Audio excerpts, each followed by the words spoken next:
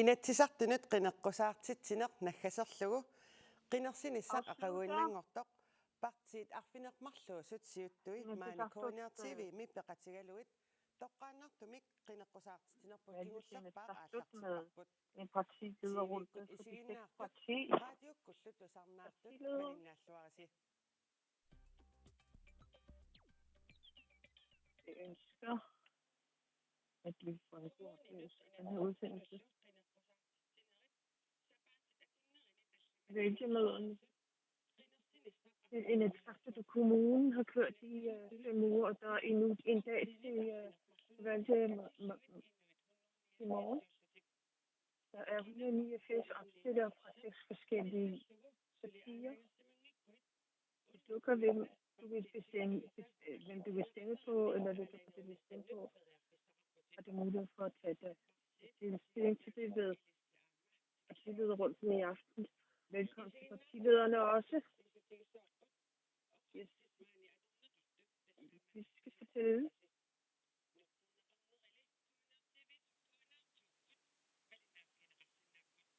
Fortælle seerne og lytterne, at det talte sprog viser sig på hinanden, og oversættelserne vises på kun til at starte. Jeg tager nok ikke helt fejl. Da valgene blev annonceret i, du har haft meget travlt. Der er ikke få opstillere til såvel kommunalt som Inatsisartut. Siden starten til valget. Hvordan vurderer I det? Vi starter med Afradu Jeremiasen fra Adasut.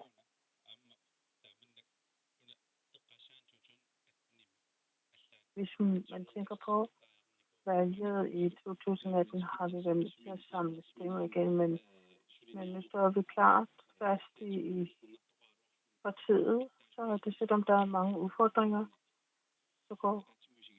så har alt i alt, så har den her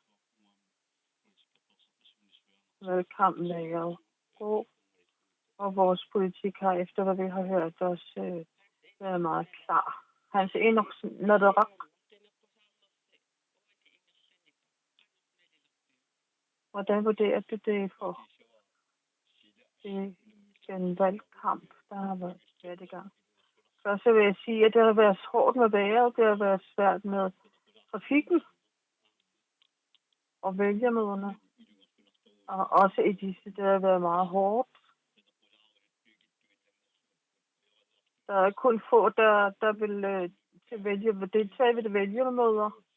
Altså her tænker jeg på den, der er opstillet. Og i og med, at valgkampen bliver stærkere og stærkere, så synes jeg, at det er ikke godt, at det er sådan, som det er med tilslutningen af opstiller. I politik er det ikke godt, at række ned på andre. Så alt det så synes jeg, at den dårlige trafik, så at det kommer ud med vores budskab.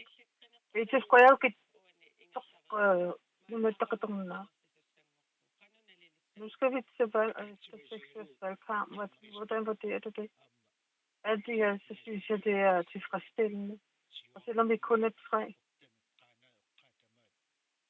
så har vi været fra Hirobadu til Rigitek i Ranak.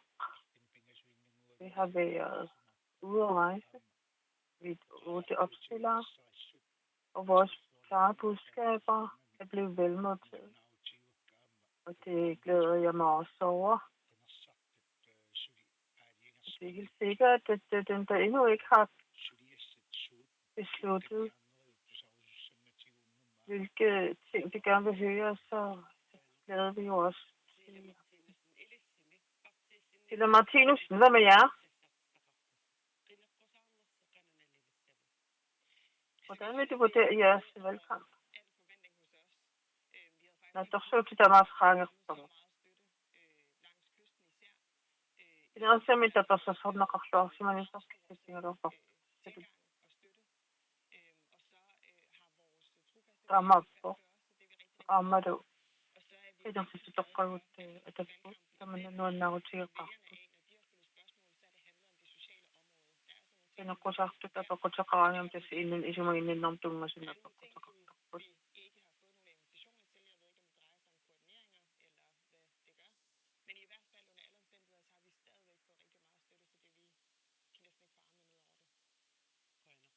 assa tapersarsunaqartoruussuugut mutipurupiigiit inualaqatigi neqqusarnersumaannam qananagilerpiu taasuli vælgerne og befolkningen for den valgperiode, der er ved at rinde ud.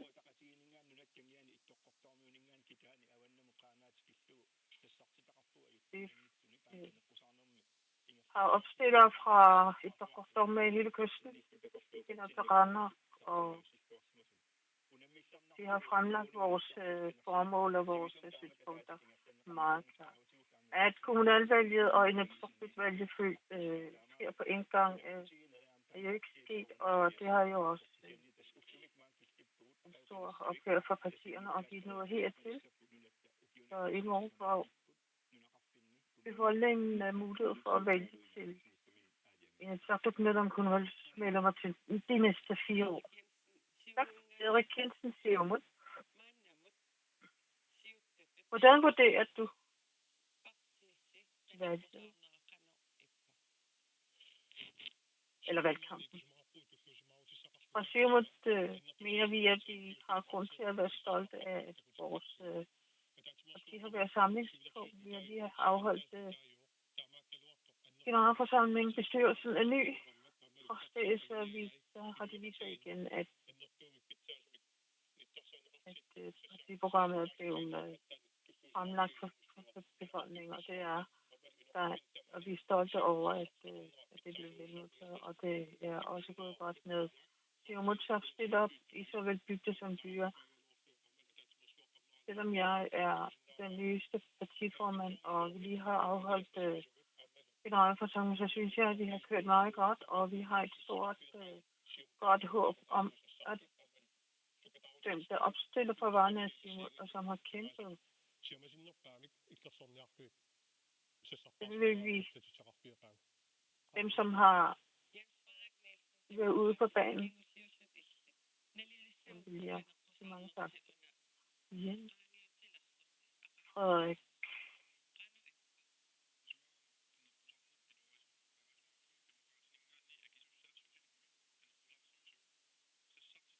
Jeg synes, at vi har haft en ansvarsfuld valgkamp.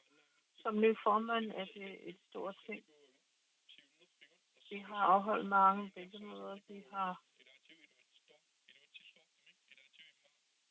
med held og mindre held fremkommet med vores synspunkter, vores mærkesager.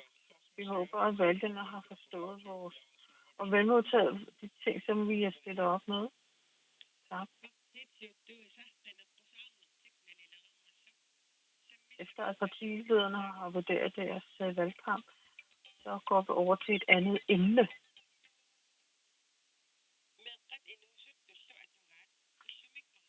Børn og unges vilkår er noget, som I er enige om, men trods det, så har jeg forskellige slags løsninger. Når der også siger, at der bør være en speciel borgmester, og de skal samarbejde til med Naalakkersuisut. Men demokraterne I siger, at dette ikke er vejen, og at det bare vil bekoste. Og I foreslår familiecoaching er en af jeres mærkesager.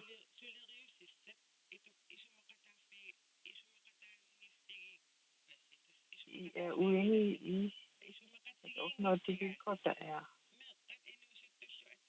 Børn og unges vilkår. Min syn til det. Hvad er det, som I kan være enige om? Når vi snakker om børn og unge, det er meget svært kun at fremlægge med en arbejdsopgave. Vi synes, at vi kan tage om rødderne, men vi er nødt til at tænke meget fremadrettet med hensyn til daginstitutioner, som ikke mangler pædagoger og skoler, som der skal, hvor man skal være proaktiv, og der er mange sociale love. Men grundlæggende, som mor og far har arbejdet, hvis et hjem skal være trygt, vedvarende, jobs, familier, som coaches, hvor det skal etableres coaches i hver region i landet. Netop nævnte i starten, at så frem børns og unges vilkår skal forbedres. Hvad er det så, at vi gå på kompromis med? I disse år er der uheldigvis mange børn og unge, som vanrøgtes, og de bliver flere og flere. Og dem, der er psykisk syge, bliver flere og flere. Dem, der er og alkoholmisbrug af børn, er meget, meget, meget betænkende. Og med hensyn til livsvilkår er der i disse år for mange, som har for lidt indkomst og levevilkår, og kriminaliteten stiger. Og der er mange, som... Og det er på grund af, at der er flere, der får færre indtægter. Og det afstedkommer også, at der er mange tyverier. Disse ting, som man er meget bekymret om, skal de komme over nu. Det er ikke kun når det grifføse, der kan komme over det, og kommunerne har også, og forældrene, og også et ansvar. I er 7 partier, og når I får nogle indvalg, hvor de så er vi gå kompromis. En sikker forvaltning af børn og unge. Og især så en børneinstitutionsvilkår, manglende pædagoger og institutionspladser har vi været inde på, og den danske stat har også snakket om hjælp til børn og unge. Vi fra koalitionen har været med der og fulgt med i det, der kører ikke særlig godt. Vi tog det danske valgdagen.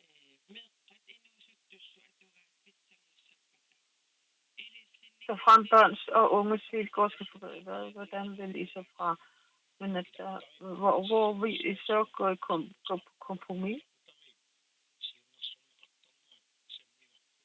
Familierådgivning har vi været inde på. En proaktiv handling af vores budskab.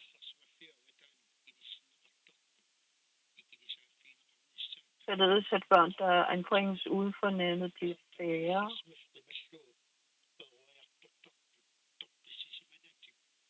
Børn, der vokser op uden for hjemmet og får omsorg fra andre. Er noget, vi må betragte som noget, vi har tabt i kampen i samfundet. Og med hensyn til pleje, forældre og adoption af børn, og børn, der er anbragt uden for børn, der skal arbejdsopgaverne i samarbejde med kommunerne og Inatsisartut arbejde om. Og det er det, vi har været til valg på, og herunder unge, som ikke laver noget og er gået i stå. Og det er på tide, at der gør også en indsats over for det. Der er ca. 2.800 unge, som bliver ved at miste, så derfor skal vi fra samfundets side, hvis vi ikke får dem i uddannelse, for dem i arbejde, og det er noget, som vi betragter som en af de største opgaver. At sætte rammer for det. Vi hørte her fra demokraterne med familiecoaching, forstås og hans Enoch, som han foreslår os noget. Er det noget, som du vil gå på kompromis med? Ordførerhandling er profylaktisk handling, og alt, hvad der kan gøres mindre med hensyn til der, hvor problemerne opstår, og selvstyre kan jo heller ikke selv kun selvstyre løfte arbejdet, men det er også vigtigt, at kommunerne, bygdebestyrelserne og forældrene, foreningerne, at det er samarbejdet med dem, det skal gøre en indsats overfor. Er det sådan, når man tænker på her? Nu starter næste valgperiode. Når man tænker på børns og unges vilkår, hvad vil I så kompromis med andre partier? Familieskab er den vigtigste stolpe, og forældrene er dem, der har det frie ansvar. Men der er også medmennesker, som har brug for hjælp en eller anden art. Vi har alle ansvar for misbrugt. Der er jo også det derfor nødvendigt, at vi har noget, vi kan arbejde om, noget at gå på kompromis om. Det, der er nyt fra det side, det er en familiehøjskole. Ja, familien skal løftes som en, og mennesker til børn og unge. Unges råd, sorgster, skal også med inddraget.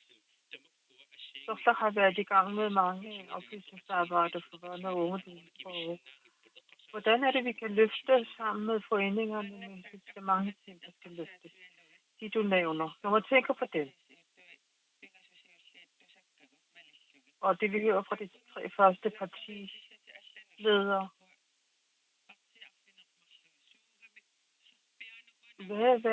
helt præcis, hvad er det, du vil gå i kompromis med de andre partiledere? Jeg synes, at massiv administration kvæler sager. Så vi synes ikke, at det er vigtigt med en specialborgmester. Vi skal også spørge dem, der arbejder med det. Det kan jo også være, at det er noget med hensyn til noget, der handler om løn og sværhedsgraderne arbejde, fordi der er mange store ting, der skal løftes. Hvad er det, du kan gå på med for andre partier? Der er rigtig mange. Vi ved jo alle, at vi har mange mål, og når vi tænker på misrøgte børn og unge, så lyttede jeg til det, der blev sagt om, hvad vi kan samarbejde om. Og jeg skal også forvente fra det side, at vi vil samarbejde. Tina Martinussen, når man tænker på børn og unge, så blev de nævnt af flere partier, og ja. Og der med hensyn til samarbejde med andre partier, hvad er det, vi går på kompromis med? Det er godt til, at jeg går på et af de besøger manden til ingen forstår. Når jeg finder, så finder du ingen forstår. For der går jeg sådan en organisation til at være.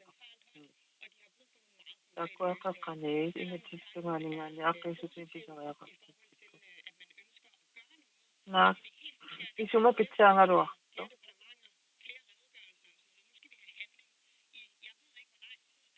إذا ما نكت إديو سقامي سقنا ركسو سقفني كتسوني بسغيا قرق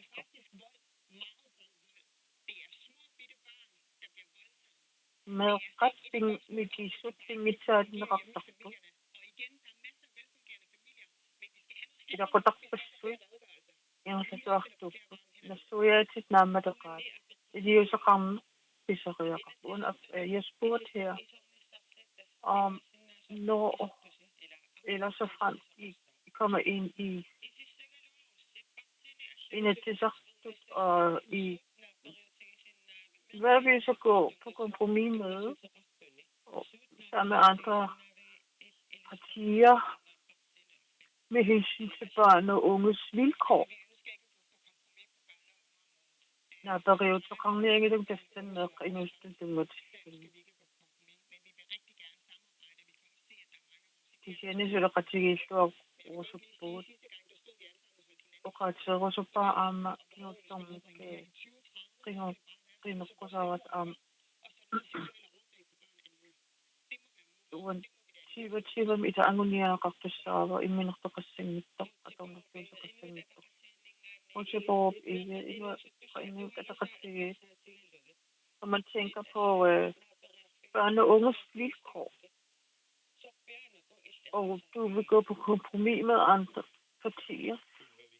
Hvad tænker du så på? Det grundlæggende er, børn er vores grundlag og fremtid. Vi skal glemme vores magtbegær mellem partierne. Vi er til at gå sammen om de store arbejdsopgaver og bedre opbygning af børn og unges vilkår. Opgaver, som skal indsatser, der skal køres et flereårigt.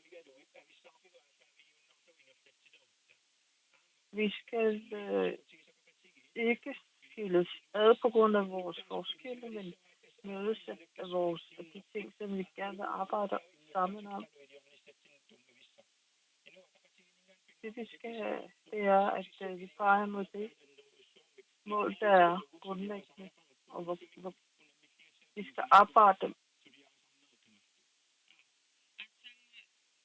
arbejde med de udfordringer, vi har.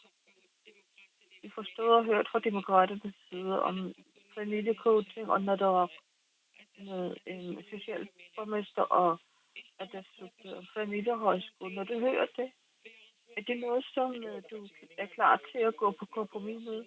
Vi er fra Inuit Ataqatigiit klar til at gå på kompromis med. Tværs af, hvor man er ved det at samarbejde. Det er nok, at det kan være mange forskelle partierne imellem. Vi skal fokusere på det, der er det, vi er fælles om. Det har børn og unge og familierne brug for. Og på den måde kan vi overbevise en god overgang til fremtiden for børn, unge og familie. Erik Jensen siger efter at have hørt det parti,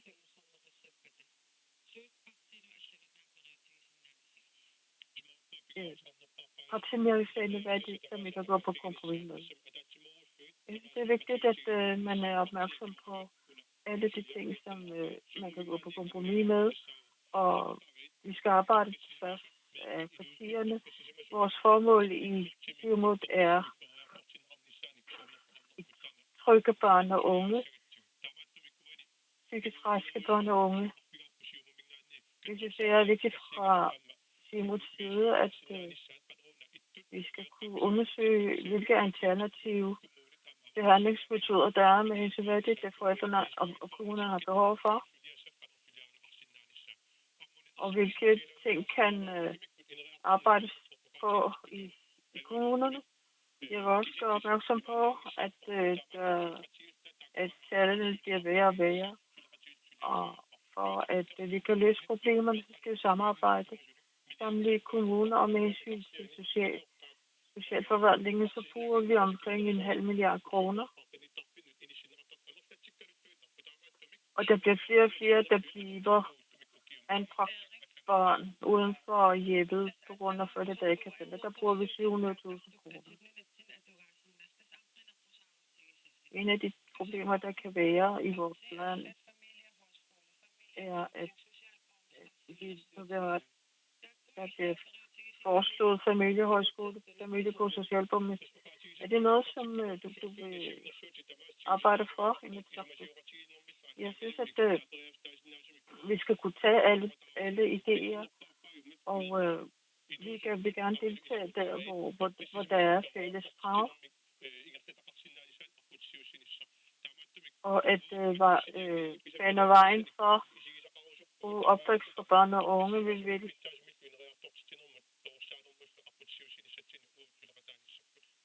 arbejde med for at videreudvikle og gå fremad. Siumut vil ikke lukke ude. hvis vi holder kompromis og går til afgifter, så i 2018 520 millioner kroner i landskassen. Det står der i landskassen for regnskab. Det er noget, der bliver betalt fra befolkningens lommer. Vil afholdelsen eksport blive uændret til næste år, eller hvordan vil vi gå på kompromis med? Hvem vil have ordet først? Hvad tror du, jeg var med at sige?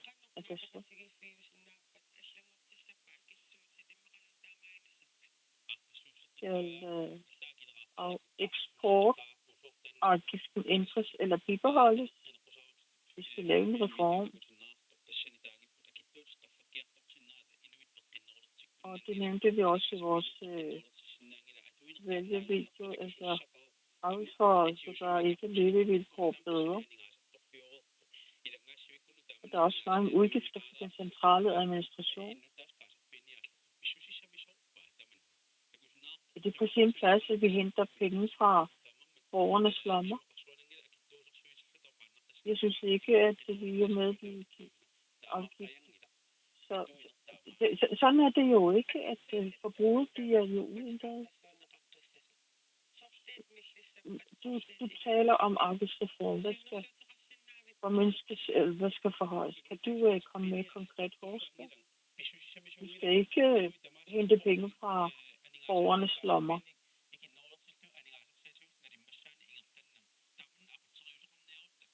Vi kan ikke tage penge fra dem og ikke regulere deres løn. Hvis vi ikke tænker på indtjeningsmulighederne og så penge fra dem, så går vi i den baglænsretning. Og så vi bruger mere penge på administration og flere penge fra folksamlet. Der er ikke nogen medsamling. Erik Jensen fra Siumut, jeg vil gerne spørge dig. Med hensyn til afgifter,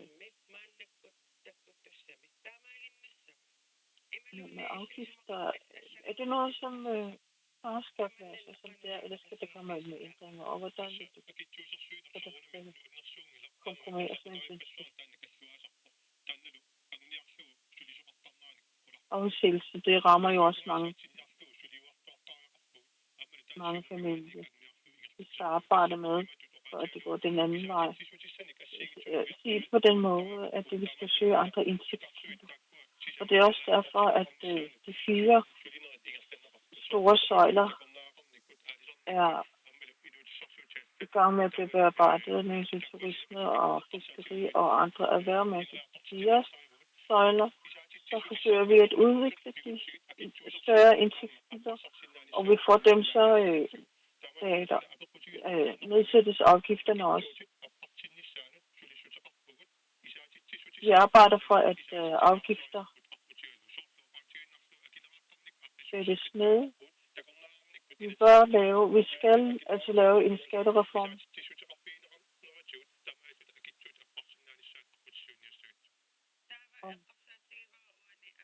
Det tænker jeg også på, og lige vil spørge om.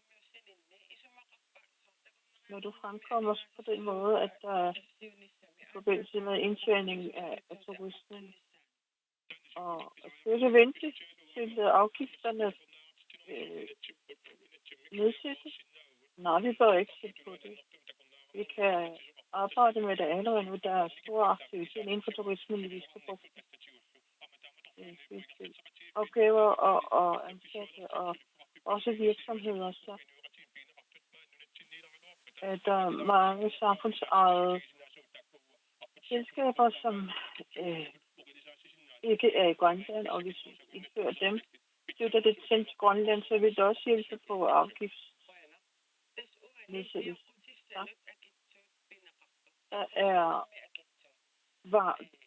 Det var afgiften, der er tale om her. Nu er der ting når I ikke med afgiftsnedsættelse Den aktuelle, der er i dag, nu skal den ændres. Altså, den skal ændres. I stedet for at hente penge fra befolkningens lommer, skal vi fylde det på og finde metode til at gøre det. Den måde, vi kører på, der skal det fornyes.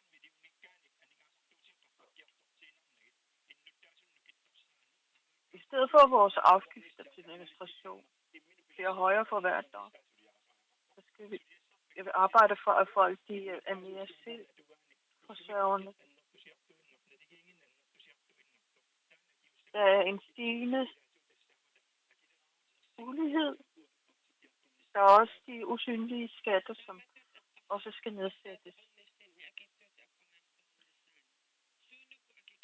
Med hensyn til det, I tænker om, at hvor afgifterne er med, hvad er det, der skal nedsættes? Det ligger i varerne for eksempel, men det er også, når vi skal tale om afgiftsættelse, så skal vi også kigge på skatten, og vi skal også lave en sammenhængende skattepolitik. Befolkningen har behov for at få bedre vilkår.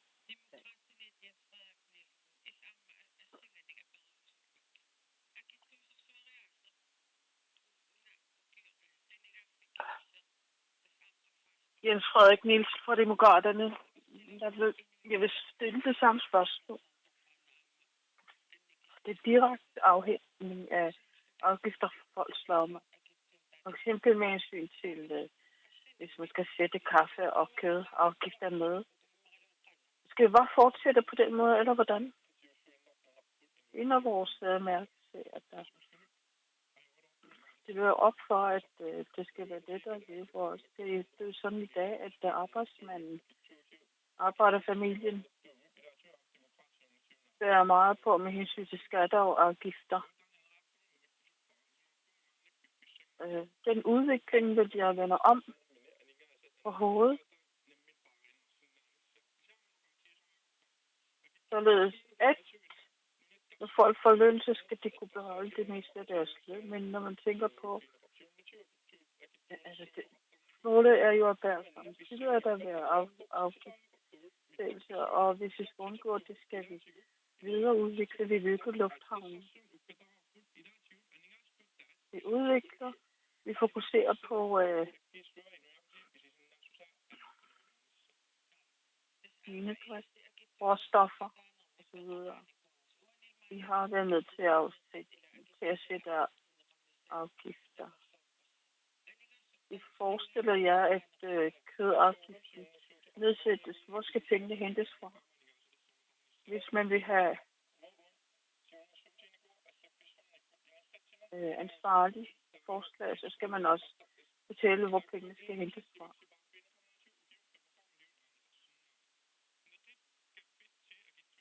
Med hensyn til kaffe og kød er afgiften 25 millioner. Det kan bruges til noget andet. Samarbejdspartiet, jeg vil gerne spørge jer. Afgiftssættelse, der køres i dag, der giver 520 millioner kroner i landskassen i år. I dag. Skal vi fortsætte med den afgiftssættelse i dag, eller er der andre ting? Nej, damals just ingen daud. Partiet politikere en minut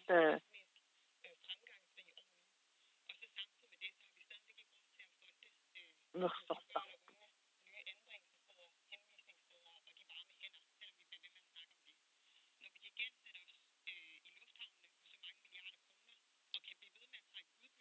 التخفيضات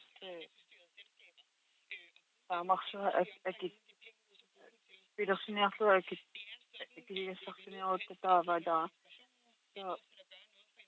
أخذته نتاريونهم أم إليجو قطعيا قطبوت يوجيشوك إليجو قمقاتو أخفيات إلي نيرتدانو أغمدوني som aninga sa sitwasyon na sa tava. атаатимартум тамаккимита атуассаривагу тунгамиуссумик иланнаа да анингасанасаарнаат нассаарсиннаа соруйуссуу Sinoksen fra Nadal. Jeg vil gerne spørge dig. Den måde at køre afgifter på, er det noget, der skal ændres? Og hvilke kompromiser vi går på kompromis med hensyn til afgiftssættelse, der har den koalitionen sidste gang, og især demokraterne, sagt, at levevilkår vil blive meget lettere. Men det er ikke sket. Man kan leve en gang, men anden gang kan man ikke leve. Demokraterne siger nu, at afgifterne skal nedsættes. Det er jeres kompromis. Vi siger, at dengang der blev det sagt, at der ikke skal sættes afgifter. Og vi har også foreslået hele fiskafgift, men heldigvis er vores mål ved at blive nået. Og med hensyn til lufthavnsbyggerierne, der sætter de afgifter på, skjulte afgifter på. Når vi tænker på Greenland, der bruger vi mobilerne 250 millioner kroner dyrere.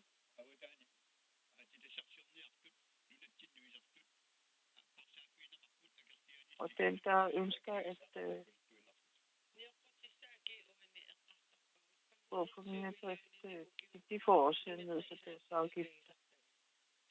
Det er afgifter, der kommer 550 millioner i landskassen. Så skal vi hente fra.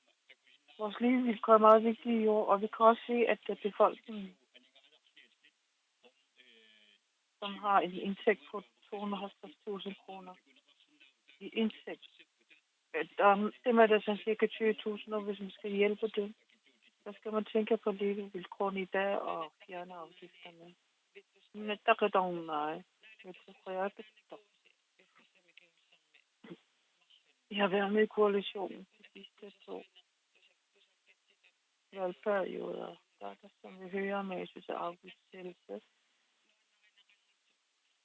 Noget. Men jeg er glad for, kan vi høre. Og den måde, man sætter afgifter på, der er der mange partier, der har nævnt. Hvad er dit syn på fra din side? Problemet er ikke i vareafgifterne. Problemet er i, at varerne er for dyre i butikkerne.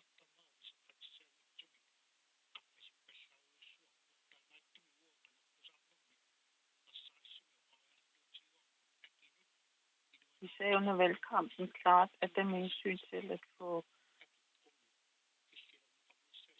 at der skal sættes et prisloft for at få fortjeneste af varer, og med hensyn til skatter og afgifter, der i den valgperiode, der er ved at ende. At tobak og alkohol, der er afgiften på dem blevet forhøjet med.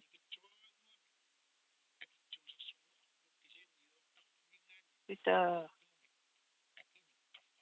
skader vores liv. Vi er jo sgu lidt afgifter med hensyn til varer i butikkerne. Det er afgiftet i butikker, det er ikke så godt. Men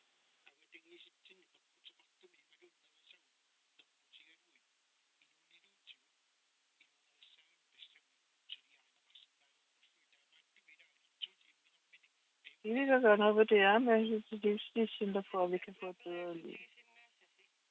Så det ikke kan gå på kompromis med. Da vi har været igennem det, så skal vi fokusere på koalitionsarbejde.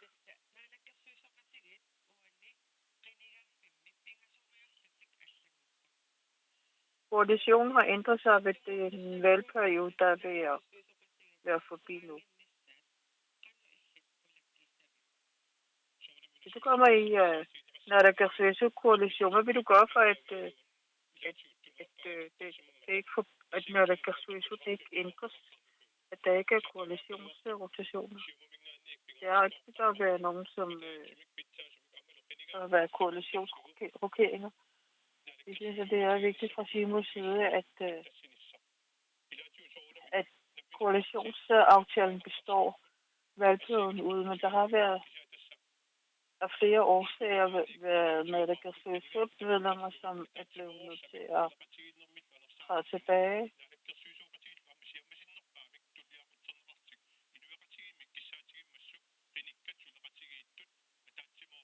Samfundet ønsker et folkevalgte, som arbejder sammen, og det er noget, som vi i næste valgperiode fremfører i håb om, at partierne de slår sig sammen på de ting, som de kan enes om, som det i stedet for alt for mange barrierer, som jeg sagde, sundhed, eller noget som vigtigt, noget force majeure, det er ikke noget, vi kan styre. Koalitionen væltedes på grund af demokratisk gik ud af koalitionen, og demokraterne gik ud af koalitionen. Vi har set, at Siumut har været delt, og det er noget, som befolkningen har lagt mærke til. Kjeld Kielsen siger, at der er en af inden for Siumut. Hvor stor er Siumuts evne til at være samlet efter et valg? Jeg er meget sikker på, at alle medlemmer kan respektere det, der er bestemt i generalforsamlingen, og det er det, der bliver vores udgangspunkt i det daglige i hovedbestyrelsen og med hensyn til enkelte udtalelser. Så er det nok bedst, at man spørger det enkelte menneske, der taler om. Og Siumut-formanden, det er det, der er baggrunden for partiet.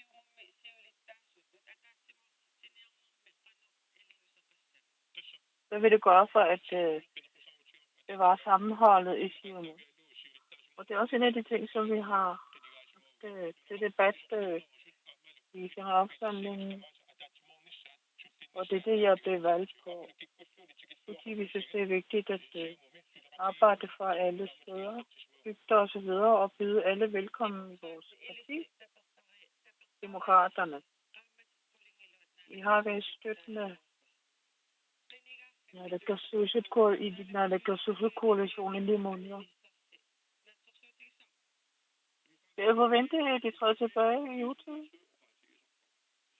Jeg vil også sige fra demokraternes side, at vi kan arbejde med hvem som helst. Vi har været nødt til at fratræde Naalakkersuisut-koalitionen. Der er det i forbindelse med en ny formand for meget, meget, meget splittelse internt i deres parti og slingrekurs. Og det der har været grund til, at vi trådte tilbage, og det skal der vi tale ærligt om. Vi har mål, og det for at realisere det, det skal vi føre politik.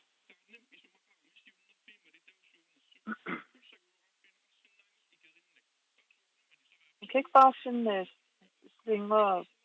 have slingerkurs, når man har en koalition. Så hvis I kommer ned af koalitionen,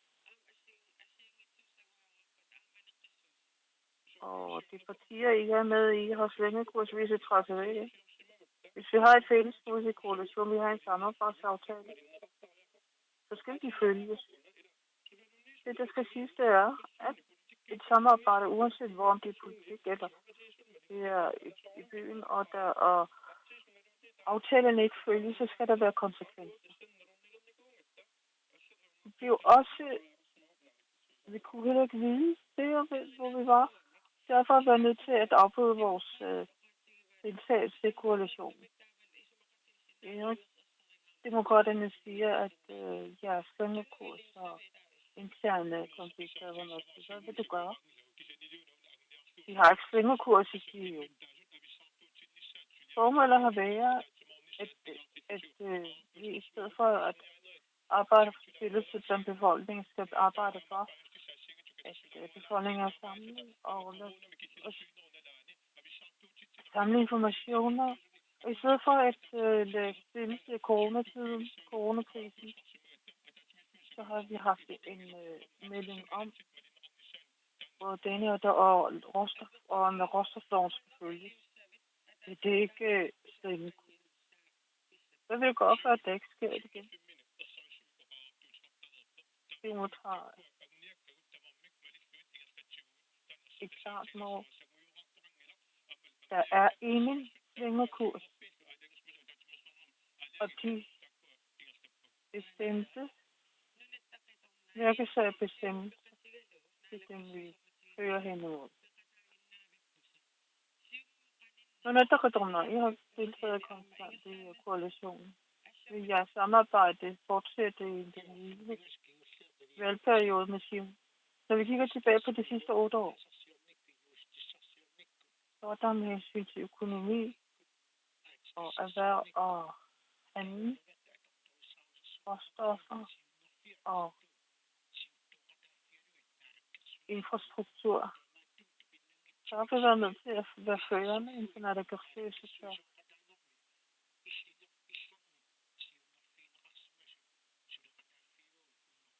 Så vi arbejder med de ting, de spor, der køres på, det arbejder vi med. Så det bliver spændende med den kommende valgperiode om, hvordan Sion internt, hvilke metoder Sion vil køre. Det er jo utvivlsomt, at valgperioden sluttede, fordi når der kan så ud baggrund hvilket, og det er det, man skal tænke på, hvis man vil have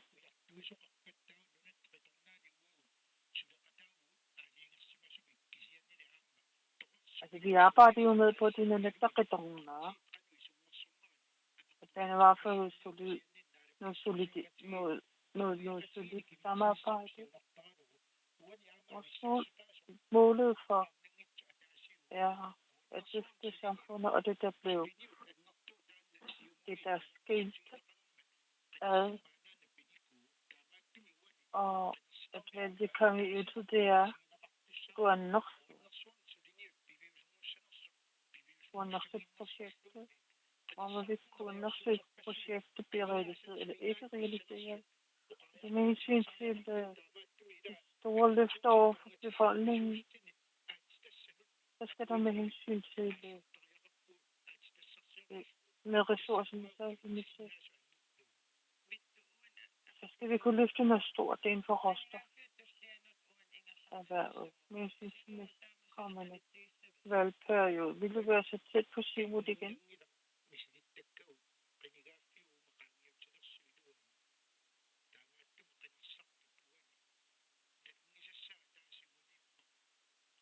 Det som vælgerne skal vide, en ting det er, at når man vælger på noget, så det er, at livsvilkår og erhvervsliv og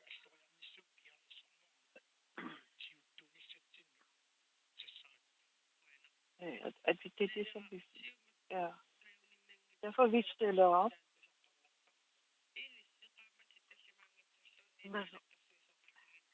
I var med i koalitionen i næsten 5 måneder.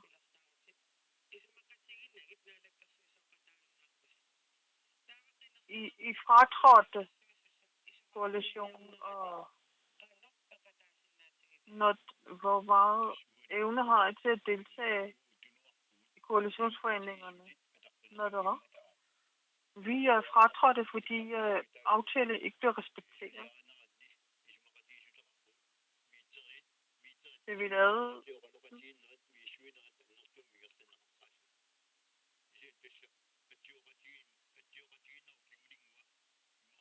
Nogle af de krav, vi havde til aftalen, det er jo ikke realiseret, og ved underskriftshandling, så var der.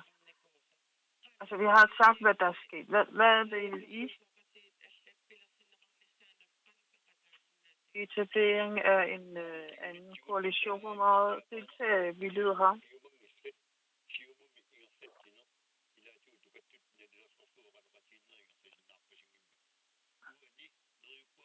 Det ser ud som om, at samtalen lige kan køre godt på grund af interspedition. Der er også magthang og lovbrud. Så vil man bare for at sidde på sin stol. Der har koalitionen bare godkendt det ene og det andet. Urigtig følelse og forholdning. Det vil vi ikke være med til. Men vi er klar til et samtale. At der det jeg var med at sige. I var også med i Naalakkersuisut-koalitionen under et år. Hvis I kommer ind næste valgperiode,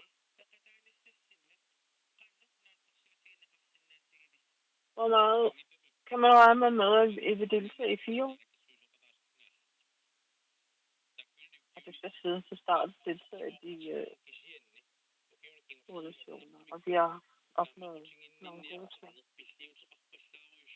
Men der er de sidste år været alt for mange offer. Og desværre er det sådan, at da vi var med i koalitionen den 2018 til 19, der var samarbejdet ikke sundt.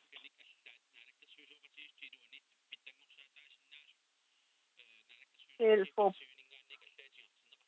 forbedrelser inden for koalitionen, der er det blevet sagt nej til det i Naalakkersuisut. Noget, som vi har blevet med til at stemme på. Det er ikke så mærkeligt, at vi bare har været nødt til at gå ud af koalitionen.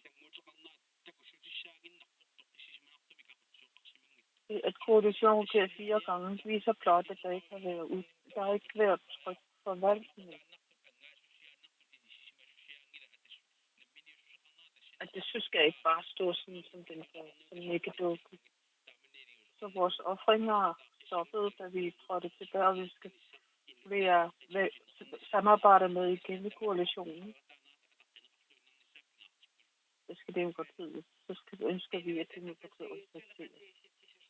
Det er noget, at der er et, og så der er sit til det sidste valgperiode var ikke med i Naalakkersuisut koalitionen. Hvad kan man forvente af jer til næste valgperiode? السابق لغة من كان دعوة في مسارع قناة التمكن ونقنية في مقاومة التكسينات والتسويق إن الشخصين كسن إلى شخص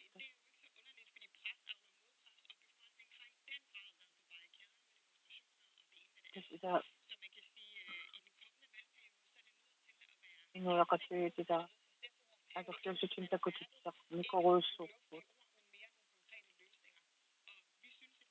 وقاسيدا نكتب إذا نعم أخذت كذا نرسي ونخصو تت إخقق تققل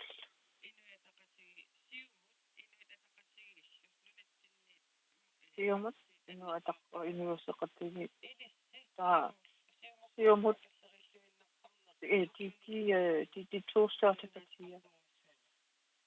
Inuit Ataqatigiit i jeres udstemmelser har været meget markante. Befolkningen har behov for, at vi samles om det, vi er enige om, ikke om det, vi ikke er enige om. I forbindelse med overgangen til en ny tid og mere aktivitet inden for globalisering, der vil jeg sige, at vi er klar til at føringen i samfundet. Der er mange mennesker, som står hårdt i de vilkår, de lever i under i verden. Og når nærværende velkomst slutter, så skal vi fortsætte vores arbejde for at samles sammen med de andre partier, som vi er klar til at samarbejde med. Derfor skal vi fra Inuit Ataqatigiit klar til ansvar. det, der er nødvendigt, det er, at vi kigger på hinanden. Okay.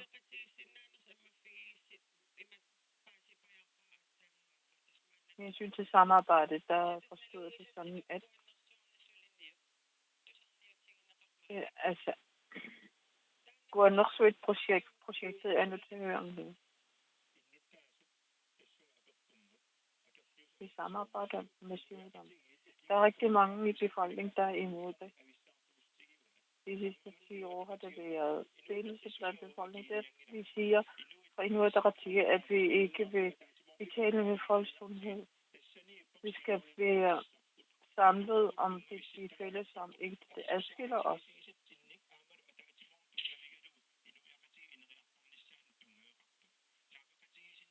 Vi skal have en evne til at gå på kompromis, uden at betale for befolkningen. Hvad er det, vi kan stå sammen? Det er der rigtig mange af.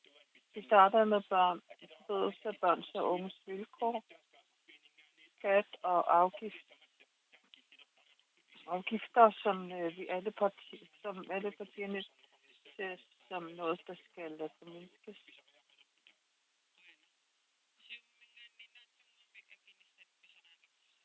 Det må jeg ønske at svare på. Jeg er og Inuit Ataqatigiit, de største partier. Hvad kan vi være sammen om samarbejde? Det er der rigtig mange af. Så jeg er meget enig om, at befolkningen har et behov for, at vi samarbejder. Men den vil godt understrege, at den er til råstofloven, der eksisterer. Da høringen går i gang, så er det den, der har godkendt det. Og så er der også nogen, som siger, at man vil betale med samfundet, sundhed og så videre. Man vil råstofloven, som samtlige partier har godkendt, er et udgangspunkt, man vil ikke betale med Grønland. Og vi er absolut imod, at der forurenes. Jeg ser du for eksempel, at der Inuit Ataqatigiit i flere år. Og der tænker du på de ledere, der har været inde i Sartut, eller Inuit Ataqatigiit for flere år siden. Men nu er det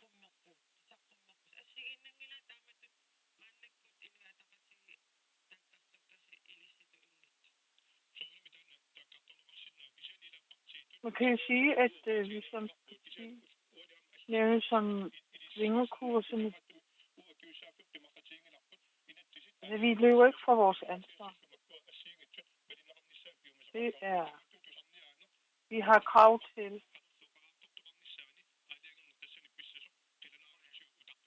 altså, vi glæder os til at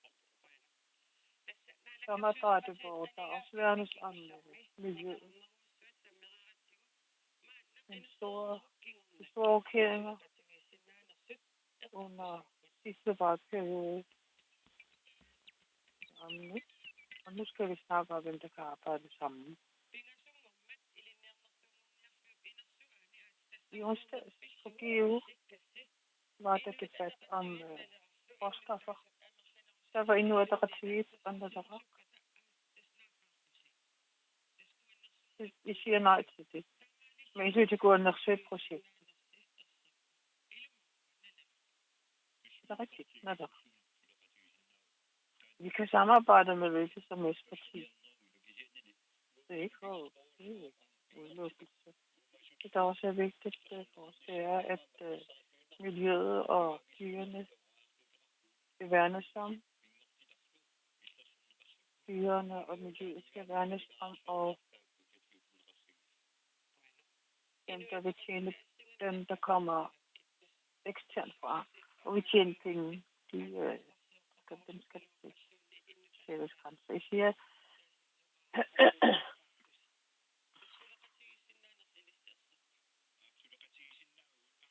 evne til, at I kan samarbejde med Siumut, det kommer frem, men ja, men vi kan samarbejde med hvilket som helst parti. man kan ikke prøve på at smide det over. Altså det vi med projektet, der har vi en mening, og den står vi ved.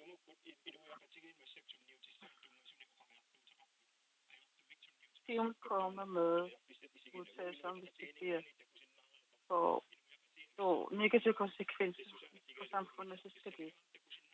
Så er vi egentlig noget, der er til, vi siger, at vi ikke vil betale med folkesundhed for eksempel. Og så der er også om farlige stråler. Siumuts splittelse, er det ikke for let at gå til valg på det? Nu er der til et mål, der er tydeligt. Og det er, at der ikke skal fjernes råstoffer med farlige strålinger.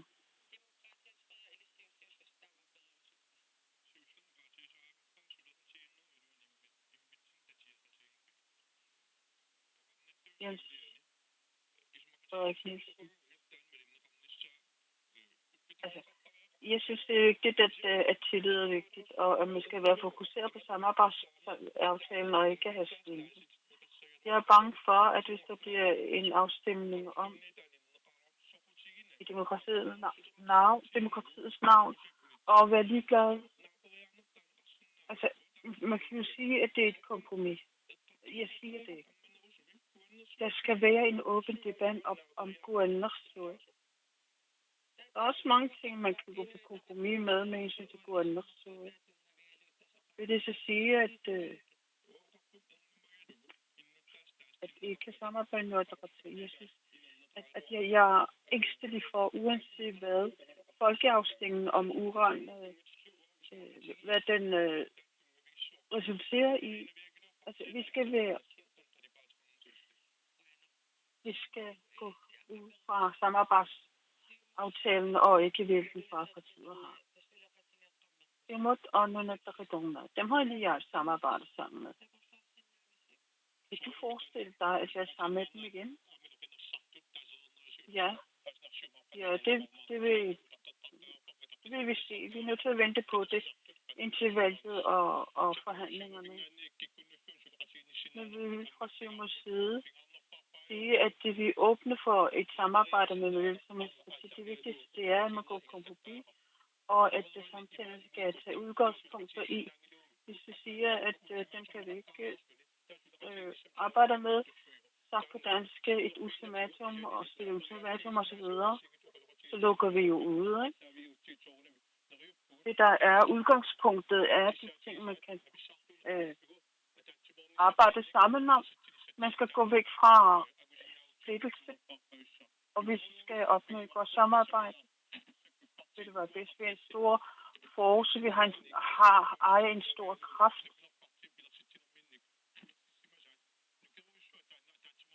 Den store kraft, som er blevet etableret ved stiftelse af parti, så vil vi kunne have en stor konkurrenceevne og være i stand til at forsvare os videre.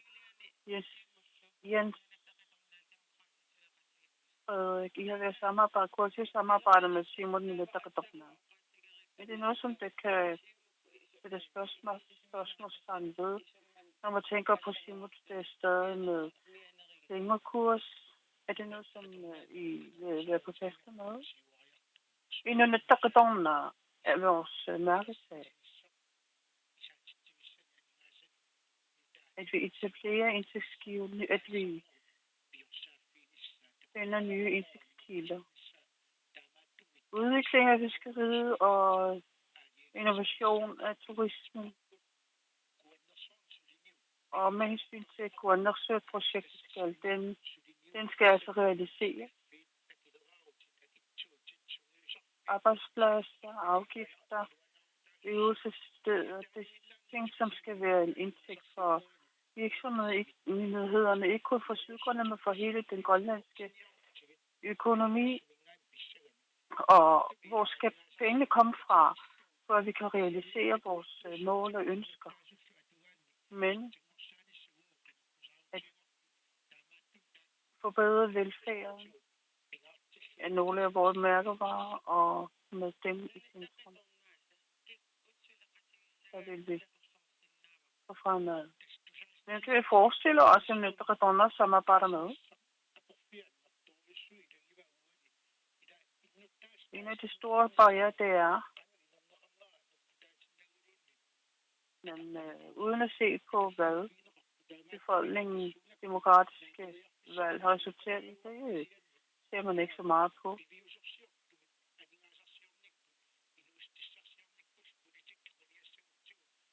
Hvis vi kigger på en realistisk politik, realistisk udvikling af økonomi og erhverv, så skal vi nødt til altså, jeg vil også gerne spørge Samarbejdspartiet, hvem må I kan samarbejde med? Og vi tager Atassut først.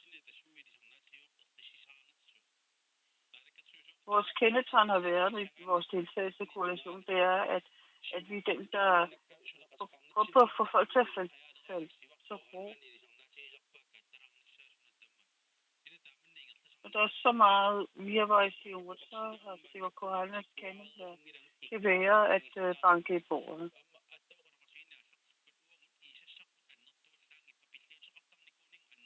Altså, hvis det vi skal sluge ikke for stort, og vi har jo også offret meget. Og det skal jo også passe på sine kendetegn. Vi skal ikke andre partier, som står sammen. Er du åben over for den? Det kommer ind på, hvordan de rækker hånden. Og hvis det virkelig mener det, så skal vi nok gengælde med en håndstræk. Med en udstrakt hånd. Samarbejdspartiet er med i åbne formation til samarbejde. Kan I ikke fortælle det tydeligt? Money boat. Sida suruqati tuarsinaa samangimmat panarsiissa ukiumattaat simisiaqqatsugu maanini qorfavuumassakku inuaqatigi 63% kuannersuarsuinuuteqalornisor kissaatigingillaa inuaqatigi 63% kitusaimakkin taa ikke noget så ret om, at de så ret så på det. Om det som der er ret på, der vil der gå nok sådan ting til stå. Ingen mit med jo kom med jo det kan så ting der. Gå ned så. Og magt på gang så det. Ja, det var fedt. Shit. Synnaksuusin nappu tänne raamma nakaruutiin ammuutti usara kappa.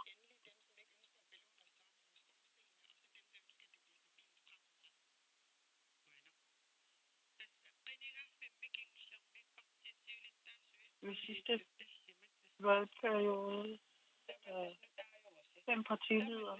I 5 partiledere her til stede. I nye. De peger mod et mere stabilt samarbejde.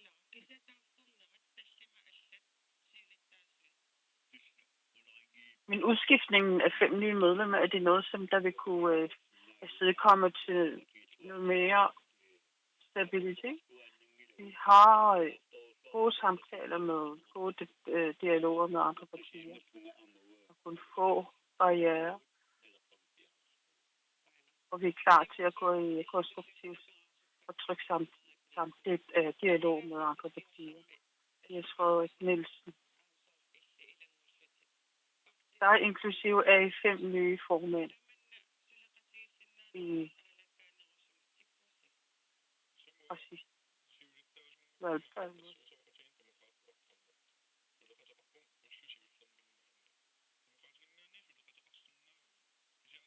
Vi fra demokraterne kan sagtens samarbejde, men vi også respekteres.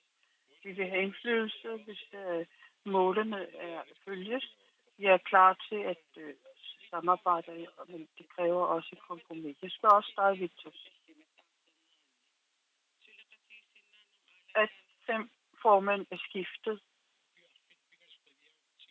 det sidste valgrunde.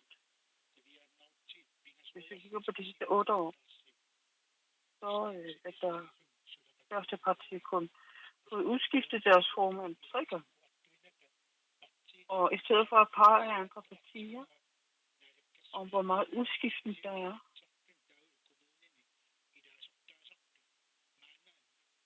ikke så meget fra andre, det kan søges, men også fra Inatsisartut og kommunalpolitik, så er der mange, at der ikke er stabilitet inden for det. Og der skal køre stabilitet, og man søger det. Skal man ikke kigge på en valgperiode, men se på, hvad der skal samarbejdes om. Det er det, der er det store spørgsmål, for man er der redongen nej. Nej, redongen nej. Altså, der er jo grund til, at udskiftningen af formen. Men det, der er vigtigt, det er jo, hvad er samarbejdstiden. Kompromis kan jo være meget anderledes. Og en valgperiode, der er væk, der er udregnet. Og der du er også en af dem, der er en ny formand. Det at partierne skifter partier. Viser det, at der kan etableres et solidt samarbejde. Det giver bedre. Det giver nye muligheder. Og fornyelse af formand og den næste generation, som er ved til en skridt ind i en ny tid.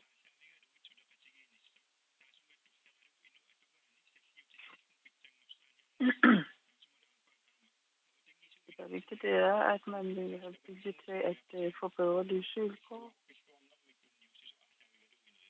Og hvis vi skal udvikle således, at vi bliver bygget et samfund, og med vores forskelligheder i mente, og det, at der er kommet nye byer, det giver også nye muligheder.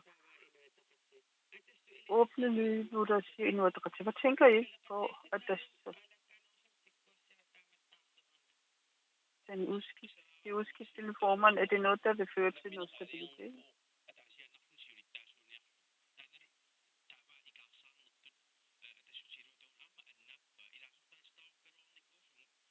Inatsisartut har jo, formanden har sagt jo, at vi har jo mange ting, vi kan takke for. Sagt den tidligere formand om, at det skal være fornyelse, og det at skifte formand har bare været på sin plads, men det har også gjort, at vi kommer tilbage til vores rødder.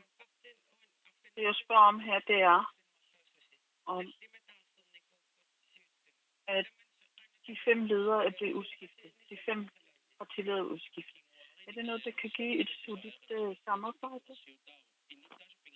Det, der er klart, det er, at der er generationsskifte. Og alle formændene er jo valgt. Og det er noget, som vi altid skal respektere i partierne. Det er motiv. Nu siger jeg spørger på samme måde. Det at 5 partier har fået skiftet en formand ud, at det er noget, der kan skabes noget solidt samarbejde. Under med Rio Generation.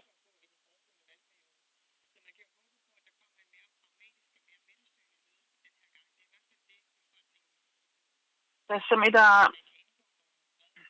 yrittäisi pitää nouskissa siinä 2 napput. Sudina kisa siinä 2 naabo. Amma det man kemmer rammer. Det er under 2 noget til sådan noget. Erik Jensen, du er også, Erik Jensen, du er også en af dine nye formand, der skal nye formand. Man kan jo komme med en masse ministerkendelse, men vi har også arbejdet for, at det generationsskifte, kan vi sige om. Og noget, der er foregået på generalforsamlingen, er også noget, der er sket meget fornyelse i generalforsamlingen. Derfor mener vi fra Siumut, Så med hensyn til opstillerne, det er et meget bredt. Veluddannede og fiskere og så videre.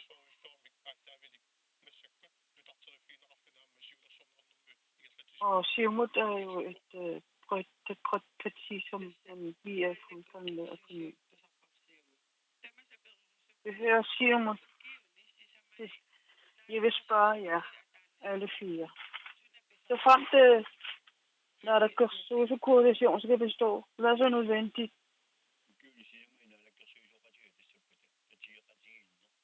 Så frem til koalitionen skal bestå, der skal gensidig tryghed. Dialog eksisterer. Det har oplevet under vores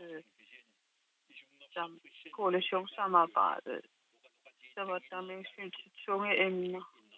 Ikke været dialog. Det er det, der er skadet utroligt meget. Derfor håber jeg meget, at når der bliver etableret, når der kan sås, at dialogerne startes godt. Fordi vi kan ikke blive ved med at køre på den her måde med et der eller vej. Det vil sige billede, at det er noget, som du, Victor, synes, hvad er vigtigt?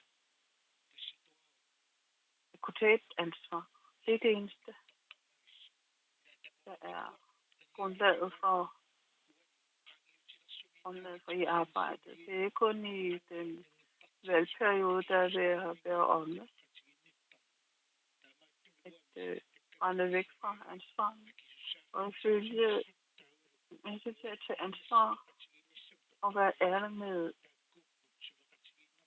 hensyn til samarbejdsgrundlaget. Det er det, der er grundlaget for samarbejdet. Det er Martinesen, jeg vil også gerne spørge dig. De sidste 4 år. Hvis en koalition skal bestå i 4 år, hvad er så nødvendigt? Vi vil jo sødt.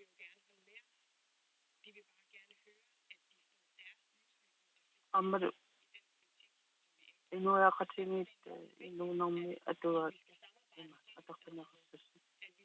Vi må så det så der var.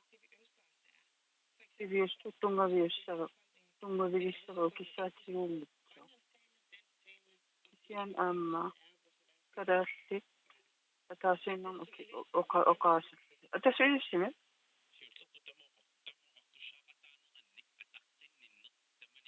Respekten, for det første er respekten af demokratiet.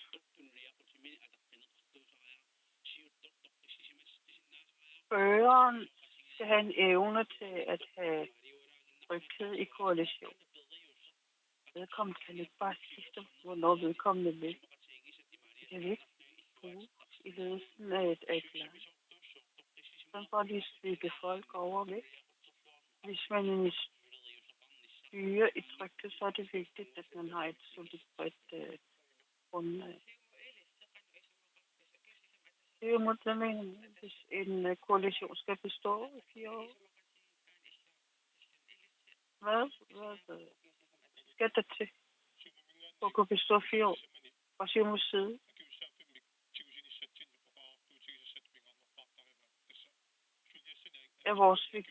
Er det vigtigste, hvis vi smider de store opgaver og store emner. At man har mod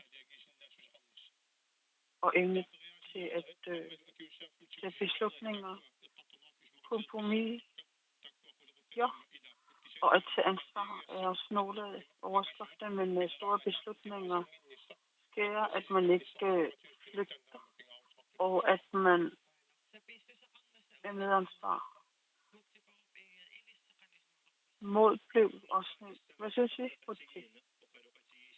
Det vigtigste er gensidig respekt og evne til at føre dialog og at lytte til andre meninger. Og det, som folk ytrer om deres vilkår, at man skal have en evne til at lytte til dem. Og det er det, som hvis vi ikke kan føre dialog og ikke kan lytte til hinanden, så kan vores samarbejde komme tæt på hinanden. Noget, der giver større distance.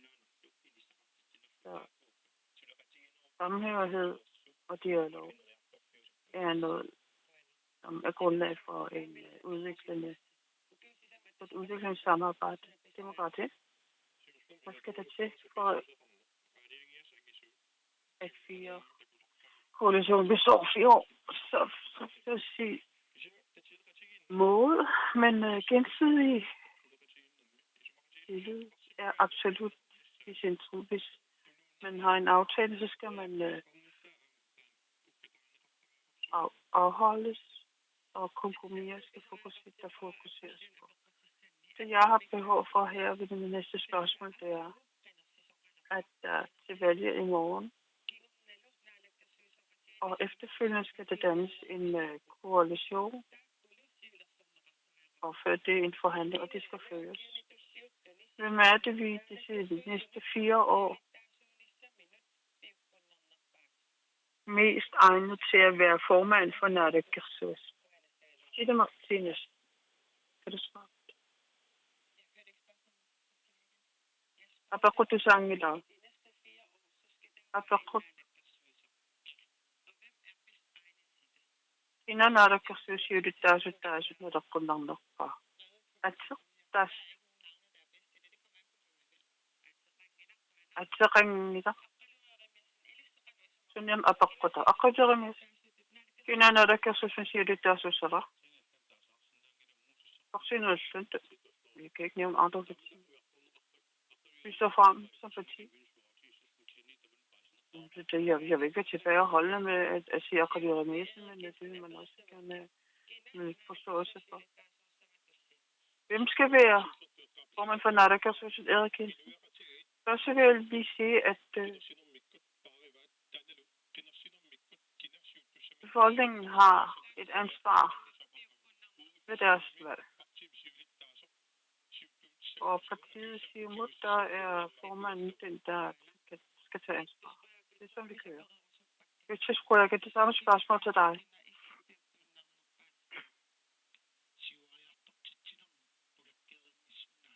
Det skal være en, der kan være nødt til at føre, etablere nye arbejdspladser,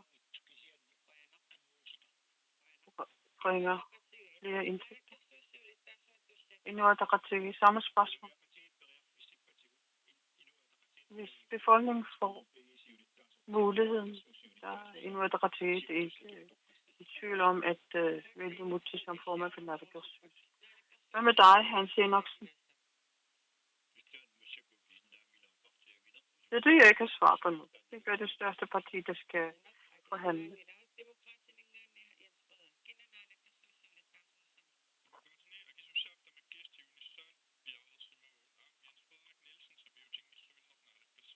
Vi fra Demokraterne klar til at få ansvar, og Jens Frederik Nielsen slet ikke vil ikke være godt inde. Nu der går et emne. Nu går det 1 minut med afslutning, og ifølge lodtrækning, der starter det ikke muligt for Hans Henriksen. Vi skal gå til valg. Dem, der er syge i Grønland, og familierne, det er noget, vi arbejder hårdt for i Natura. Og med hensyn til bespisning af syge, tvinges til at samle op til pension. Det er noget, som vi nu arbejder for at blive afskaffet. Mindre bemidlede vil også blive kommet på. Og med hensyn til ældre og førtidspensionister vil vi arbejde for et bedre vilkår for dem fra Natura. Og med hensyn til fangerne og salg af sælskind og fjernelse af sælskind. Og herunder også bedre vilkår for uddannelsessøgende.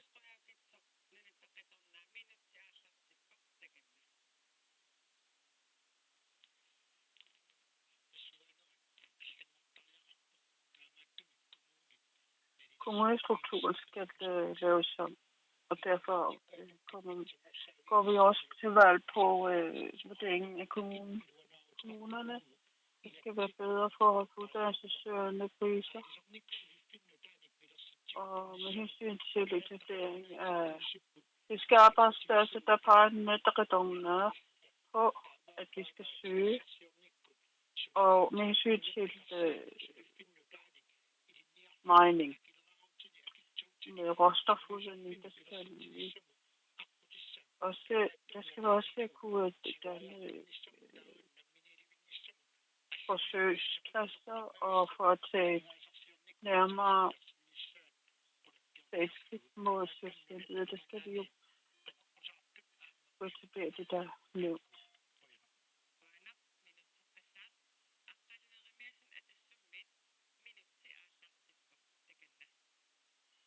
Og det er remessen, at der slut.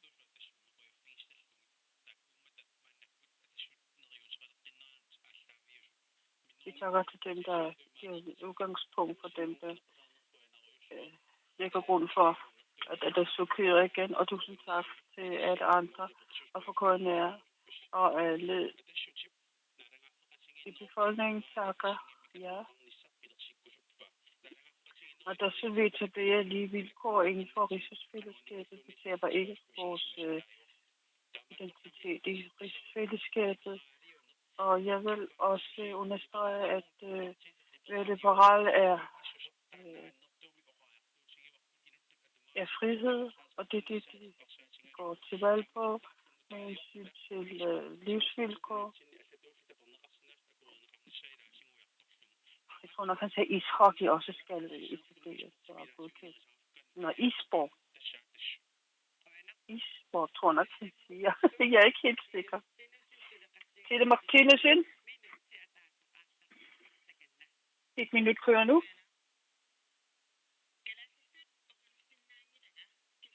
Jeg taler ikke grønlandsk, men jeg har lært at tale grønlandsk. 그래서 어릴 수 없으면 기시에 만났고 알뜰신나고 어르신날씨면 كان قصاوت في جدة إداغا وتفهم قشناش أفهم كذا ديوش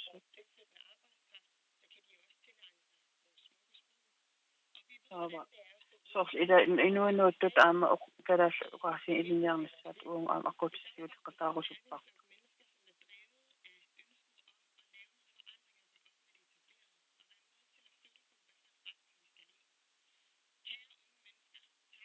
أساسوت إنوشت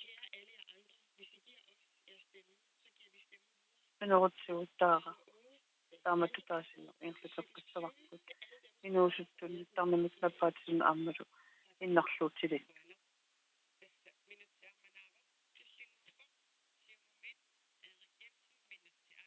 Næste er Erik Jensen fra Siumut.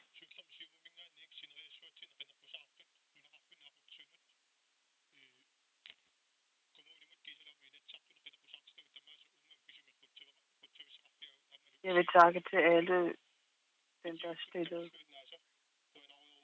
med Siumutsen baggrund. Befolkningen har behov for, samfundet har behov for nu, at dem, der er stillet op, de arbejder sammen. I samarbejde skal ikke bare bruges, der bruges under valgkamp, men det er også vigtigt, at noget, der giver ansvar fysisk. Fra Siumuts side er vi klar til at arbejde med baggrund, med grundlag i befolkningen. Forbedrelse af livsvilkår, uanset hvilken samfundsgruppe man tilhører. Og ikke mindst, der skal det kystnære fiskere forhold forbedres godt valg. Muteberup i Inuit Ataqatigiit. Jeg skal gå. Vi er i en Ataqatigiit klar til styringen til overgang til et nyt samfund. Vi vil gerne have dig med, fordi vi stoler på dig. Fordi Grønland skal fremme, og at man at værne om miljøet er noget, som ligger at vi vil arbejde for til arv for vores efterkommere. Vi er klar til at arbejde, hvis det taler om det, der ligner min fremtid.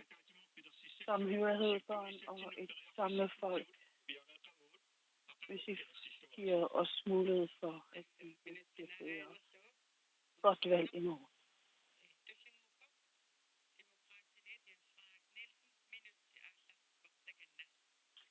Så starter Jens Frederik Nielsen fra Demokratiet. Vi er fra Demokraternes side klar til at tage ansvar.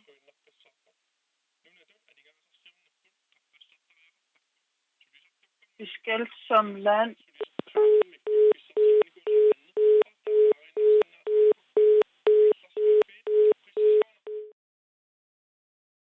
Bakrinittarfi pitsaasut atuartstaan ilinniartaanert pitsaasor ukkatarisaajaqarparput ila anguniagaqpun anigaasaqarnam imminut kivinnerusor angussagutsigu ineriartortisaajaqarpug demokratiningaanni sapiutingilagun demokratiningaanni akisussaaffium tiusinsatsin piareersimaugun illipillutit uupilluta ataatsimorpuu demokratini oqaasiinnaatigiungittu qinersilluaris qoinaq tasaan piffissaqarlutit tamaanganaavoq partisiuttui tamaani pulaarsinnaagassi oqallisaqatigalungaluq oqallisaqatiinnislusi loqquyanarussuaq tassa TV-ikkut raadiukkullu inatsisartunut kommuninullu qineqqusaartittinerit nittanit ааллакаатереерлугит ааллакаатитақкингуллеқ тамаанга нааниалиссаварпут сооруналими ақагу уннуккут налунаақутақ арфинерпингассуниит тоққааннартумик қинерсинеруп уннуа ааллакаатиссаварпут уннууп синнера аторлуарисиук ақагулу қинерсиарторлуариси